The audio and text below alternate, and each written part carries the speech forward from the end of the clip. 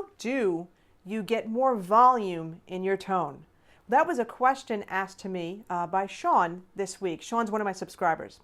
Hi, I'm Donna Schwartz from DonnaSchwartzMusic.com, the site for practical tips and solutions to improve your music performance skills. In this video, I'm going to answer that question. Now, those of you that know me, that subscribe to my channel, that subscribe to my newsletter, know that this is not my normal mouthpiece. This is actually a hard rubber mouthpiece. Normally, I play on the Theo Wanne Gaia 7 metal. But the purpose of this video, I want to answer that question by Sean, and I wanted to show you that it's not just your equipment that helps you to get more volume in your tone. In fact, let's take this in a couple of steps. What will help you, first of all, to get whether it's volume, projection, or even softness in your tone, or just a beautiful tone, is your concept of tone. So whether you're a beginner or a pro, you should be listening to as many performers as possible. And honestly, not just saxophone players. When I was studying, and I still play trumpet, but when I was studying with Vince Panzarella back in the day, he would tell me to listen to opera singers like U.C. Björling, Caruso, all those folks, to get an idea of a beautiful sound, okay? And that's what you need to do. So you're playing, you will become the sum total of the different people that you listen to, that you like, that you want to sound like. You will never sound exactly like your favorite player, but you'll sound like a composite of a bunch of people. You'll sound like you, okay? But you won't sound like you if you're not listening to enough people to get enough good information in to get that, that sound that you're desiring. Okay, so that's the first step. It's your tonal concept. The next step is playing in tune. If you don't play in tune, your sound will not project. It will not cut through. It'll sound dull, all right? It'll sound flat. If you play flat, it'll definitely sound dull. If you play too sharp, it will also have a dullness to it that won't allow it to project or cut through. So you've got to play in tune. And playing in tune, there's a whole bunch of components with that, and I deal with that extensively in my Get a Killer Saxophone Tone course, which I'll put the link in the notes below. So playing in tune, super important. Now part of that is also breath support. And with breath support, you have to take relaxed, deep breaths and really control your air and, be very efficient with it. There's a lot of people believe in I'm going to call it a fallacy of diaphragmatic breathing, okay? Our diaphragm is an involuntary muscle. We can't control it. What we can control, however, is how relaxed we are when we inhale and how we exhale as well. Now, if you don't believe me with the diaphragmatic breathing, I want you to buy this book by Arnold Jacobs. Arnold Jacobs was the principal tubist for the Chicago Symphony for so long, decades. And he did extensive research on how wind musicians breathe and how they make music. The book is called Song and Wind.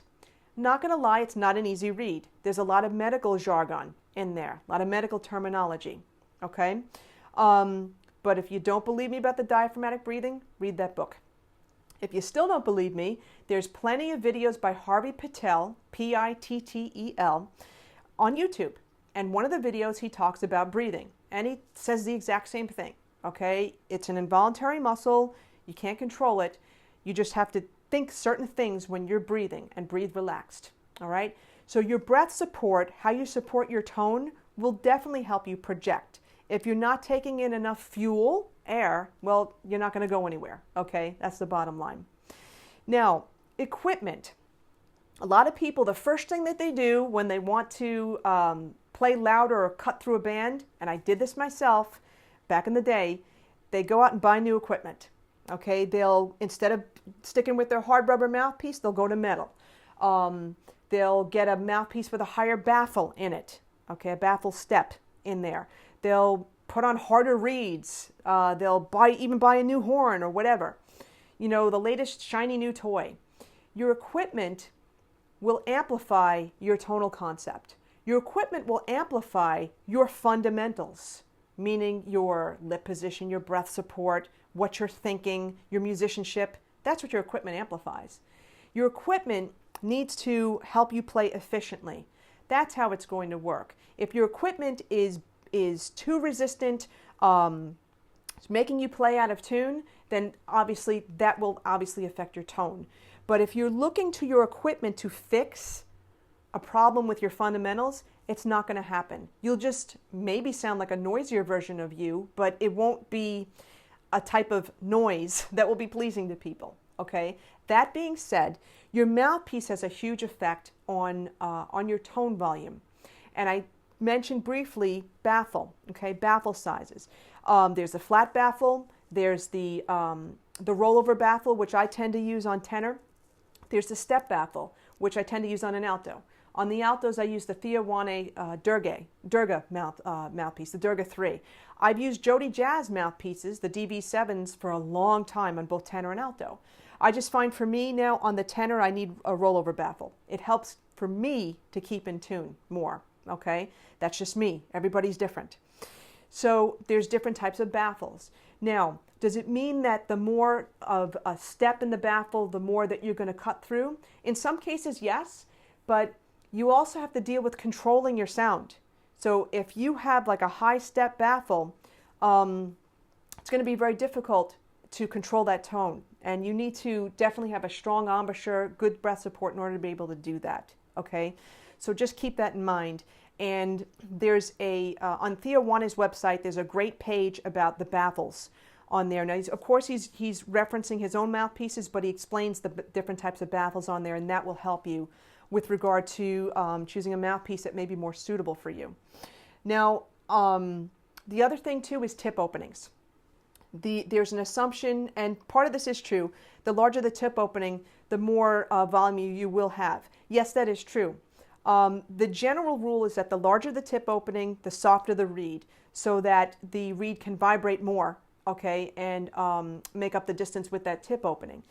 The smaller the tip opening, you usually play with a harder reed. More classical or small ensemble players tend to play with smaller tip openings for less projection and sound, okay? But this video is about getting more volume and more sound.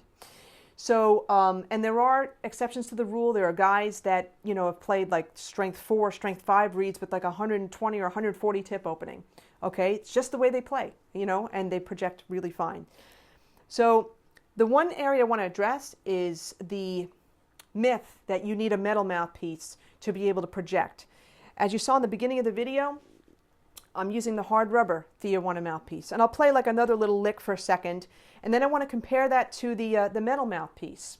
And you can see, you may be able to hear a slight difference in the tone, but you'll see whether the sound projects any less or any more.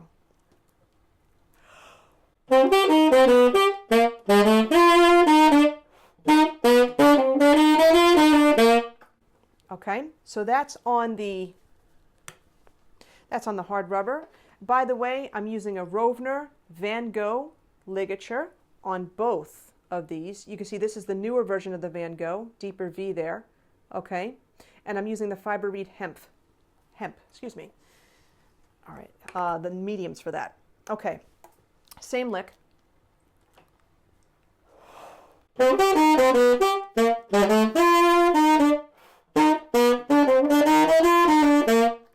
Now what's interesting, I felt that this had a warmer sound to it, a little bit of a fuller sound. This was more bright and a little bit more focused, okay?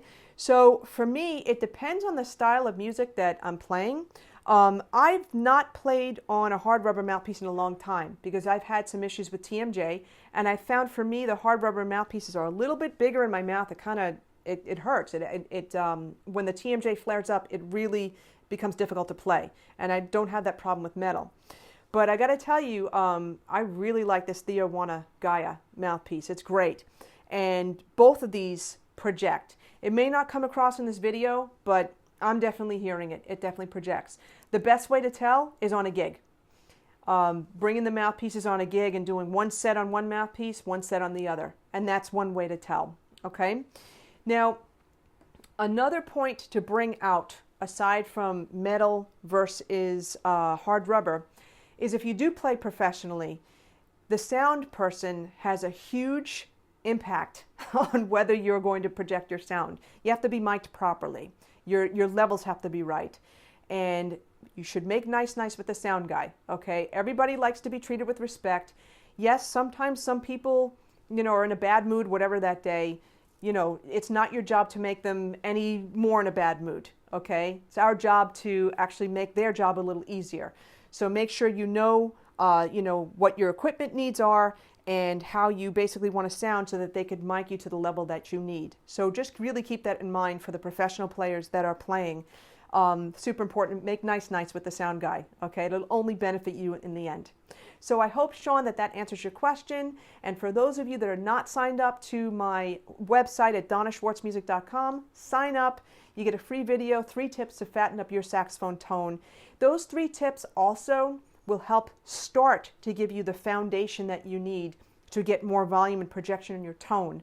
My Get a Killer Saxophone Tone course will definitely give you everything, all the fundamentals, the basics, to really make your tone just really fill up throughout the entire range of the horn. Thanks for joining me. On that note, take care. Have a great day.